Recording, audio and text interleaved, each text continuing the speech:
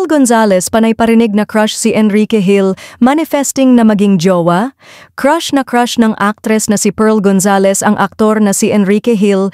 Ito ang panay na parinig ni Pearl nang mag-guest siya sa Men's Room online show ni na Stanley Chi at Jano Gibbs ng TV5 na ibinandera nitong Friday, Setyembre 5. Tinanong ni Stanley si Pearl na unang nakilala bilang si Eileen Gonzalez na ina ng anak ng ex-PBB housemate na si Johan Santos kung sino ang top crushes niya sa showbiz. Top 1 ko si Jericho Rosales, sabay lingon kay Jano. Uy, inaantay niyang banggitin ko ang pangalan niya? Ang second, hindi ito Moreno pero crush na crush ko, si Enrique Hill, say ni Pearl. Sandot na tanong ni Jano, sa tatlo, sino ang magiging boyfriend, pakakasalan at one-night stand? Pwedeng isa na lang yung tatlong yon? Pwedeng isang tao na lang, si Enrique?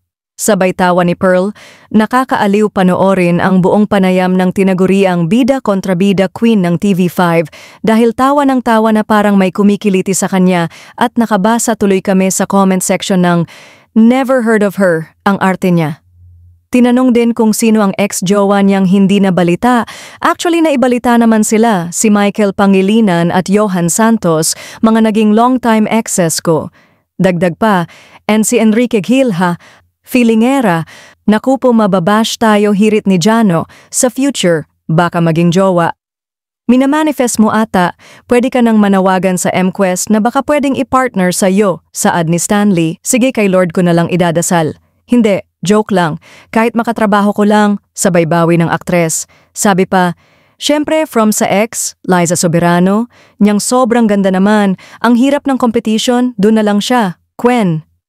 May laban ka naman, saad ni Jano.